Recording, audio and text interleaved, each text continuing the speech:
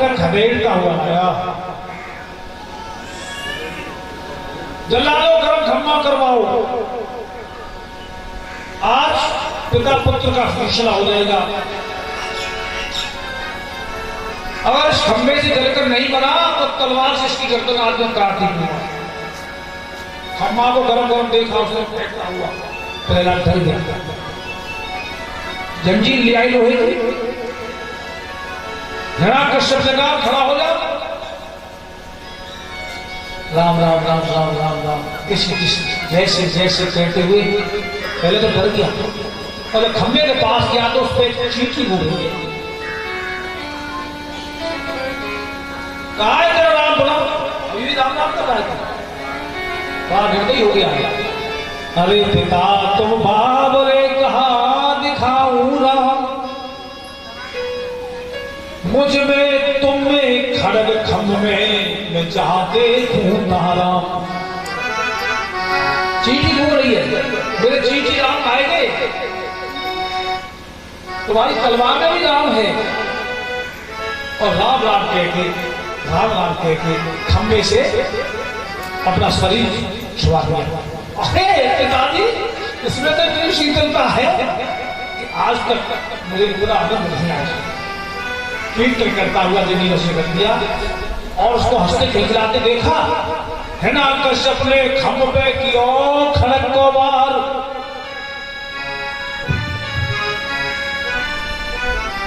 उसी समय नरसिंह बने प्रगटे जगदाधार।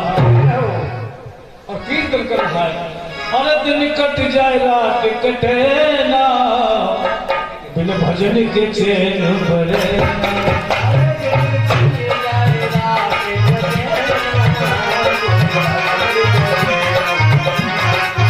मेरा दिन कट जाए रात कटे ना, भजन के चैन भरे। कट जाए रात कटे ना,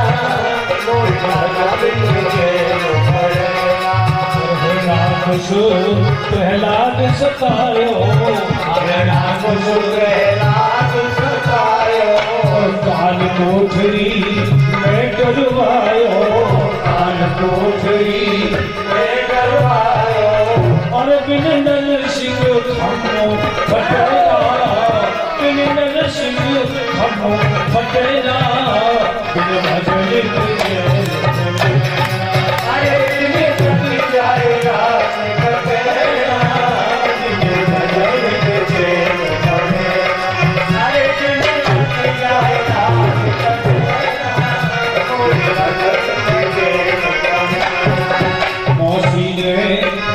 धक्का मारो, मौसी ने धक्का मारो।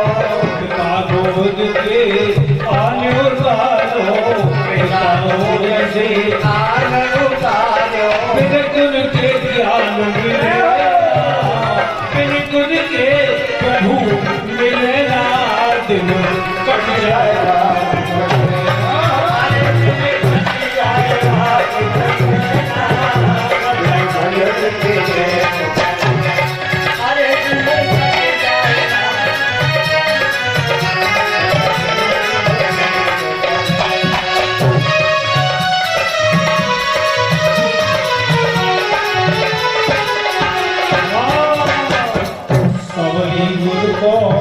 मंत्र जपावे, सावरी गुरु को मंत्र जपावे। खाए के गिर टोकरी में लावे, खाए के गिर टोकरी में लावे। बिन प्रेम के गिर खोए ना, बिन प्रेम के गिर खोए ना, बिन गुरु के ज्ञान।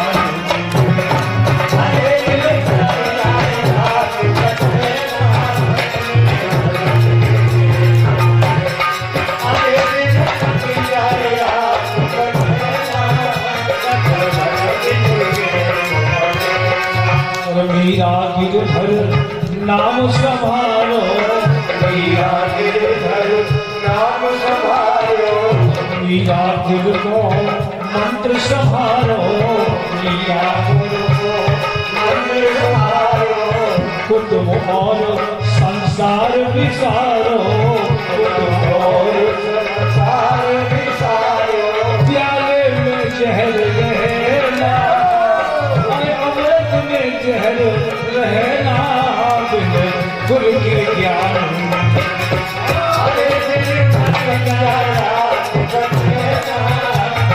भजन के चले पड़े, अरे बिन पतियाए रात बचना, भजन के चले पड़े, अरे बिन नर सिंह हम भरना, बिन गुर के ज्ञान।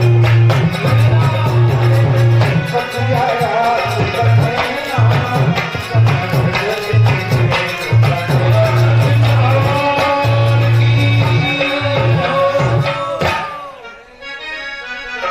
भगवान का नरसिंह अवतार नाम दिया था कि किसी हथियार से नहीं मरेगा, और न दिन है न रात है, न वो कोई घर है अंदर न बाहर है, तेरी में रखा हुआ है, दोनों वक्त मिले हुए हैं। तू न जमीन पर है न आकाश में है, बीच में रखा हुआ है। और आज अपने तीखे नाखूनों से तेरे उधर को चीर दूंगा, तेरे लहू को पी जाऊंगा। तेरे भक्तों का नाम निशान मिटा दिया है, तेरे मेरे संतों को कष्ट दिया है। परित्राणाय साधना विनाशाय दुष्कृताम धर्म संसार का आधार युगी। तू नहीं जानता ये भी कोई मेरा अवतार कृष्ण से हुआ। ऐसे कह के तीखे नाखूनों से उसके उधर को चीर दिया, आंखों से तेज टपक रहा था और अपने तीव्र जिज्ञा से उसके लहू को चाट रहे थे नरसिंह भगवान। उनके क्रोध से दसों दिशा हिल रही थी। तब प्रहलाद ने हाथ जोड़कर प्रार्थना की, क्षमा मांगी। भगवान ने तत्काल अपने परम भक्तों को दिया।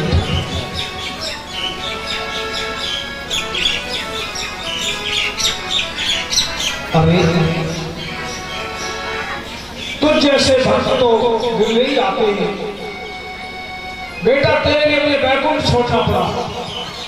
और आज से पहले कोई भी सिद्ध या ऋषि मुनि देवता भी नहीं जान सकते थे कि विष्णु को ऐसा अवतार लेना पड़ेगा। तिलक कर दिया, उस राजगद्दी पर प्रहलाद को स्थापित कर दिया। भगवान कहते हैं मैं किसी के दिए हुए फल नहीं खाता हूं, जल नहीं पीता हूं, मेरा भोजन मनुष्य का अहंकार है।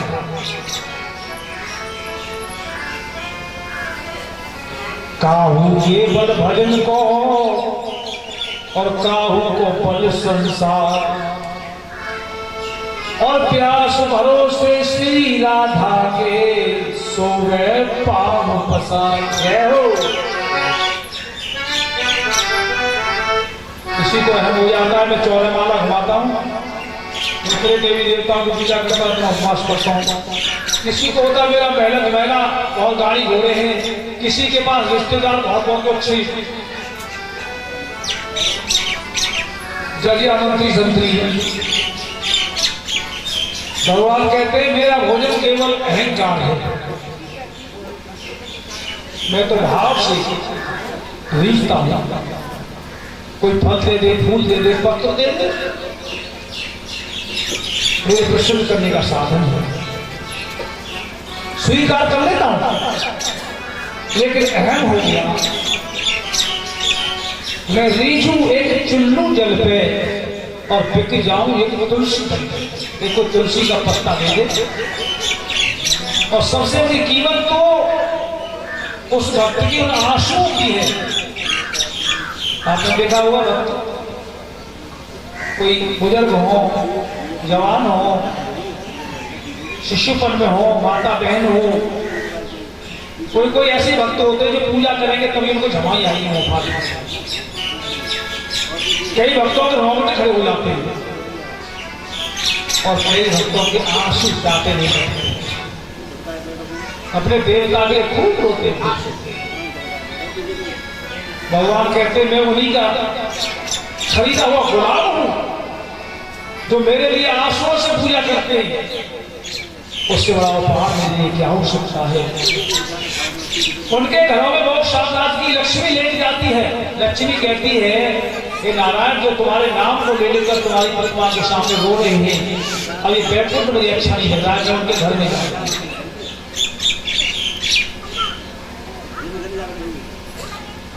पक्षी भी अपना गीत गा रहे थे। हाँ जय जयकार कर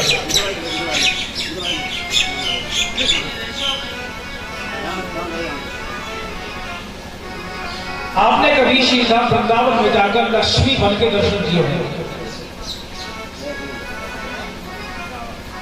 वो एक ऊंचे टापू में बना हुआ है, क्योंकि जब महाराज हुआ तो लक्ष्मी जी बैकुंठ से चल के आई, लेकिन उनका तेज इतना भयंकर था, वहां की आसक्ति राधा रानी ने कहा नहीं यहां बताओ वही कटी दो यमुना दोष करा दो,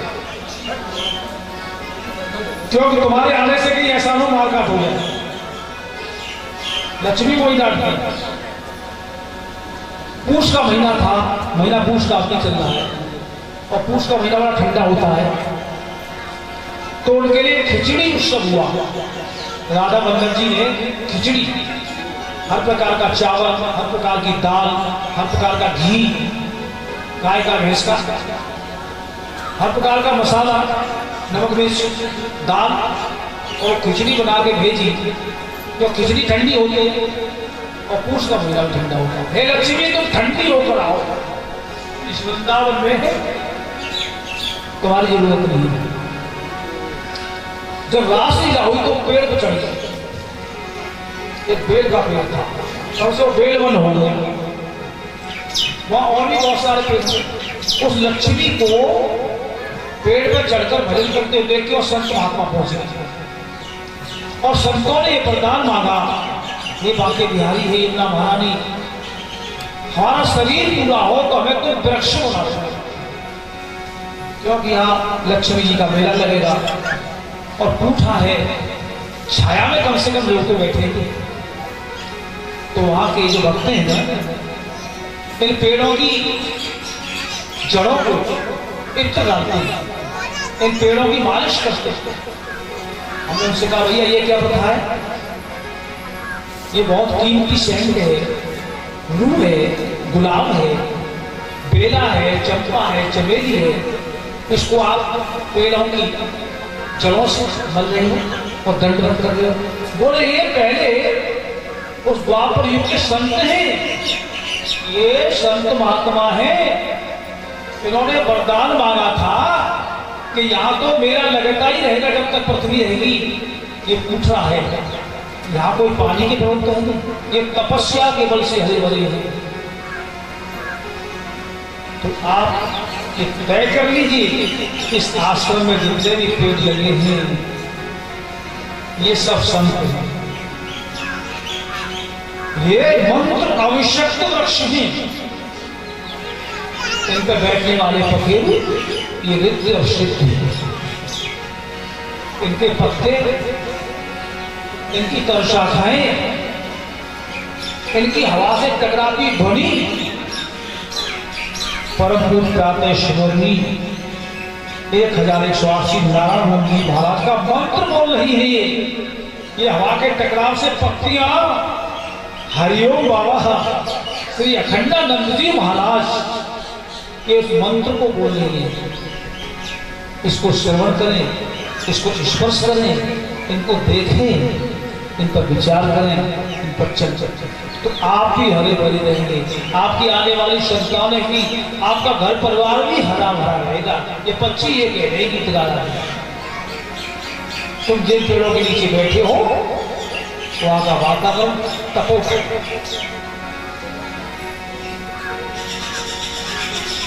ये सप्तम स्कंद की कथा को विराम देते हुए सुखदेव जी ने कहा, विराजन आसीत देवरो राज प्रमोद भविष्यतः क्षीरोदीनावतीमान योजना उच्चतः। हे परीक्षक, चक्रवर्ती सम्राट, क्षीर सागर में एक त्रिकूट नाम का सुप्रसिद्ध सुंदर श्रेष्ठ पर्वत था। 10,000 योजन ऊंचा, लंबाई चौड़ाई के क्षेत्रफल में था। उससे पानी का झरना गिरता था। पानी के गिराव से वहां एक तालाब बन गया था। उस तालाब के किनारे सघन झाड़ियों का वन था। उसमें एक गजेंद्र नाम का हाथी रहता था। हाथी पृथ्वी का जोरावर होता है। उसके साथ कई हथनियां कभी कभी प्यास के मारे और उन्मत्त होकर उस बाग बगीचा के पेड़ों को रोक देता, उखाड़ के फेंकता और प्यास बुझाने के लिए तालाब में आता। उस सरोवर में प्यास बुझाता और पानी सूर में भर के उठीस देता, हथनियों पर किलोल करता, कीड़ा करता और सोचता था कि मुझसे ज्यादा बलशाली, मुझसे ज्यादा सुखी इस संसार में और कोई है ही नहीं। ओम निगाय तस्मिन्नताम निर्मलम हेमारविंदोत्परिवासितम पपोनिकामं निज पुष्करो धर महात्मा और हे है।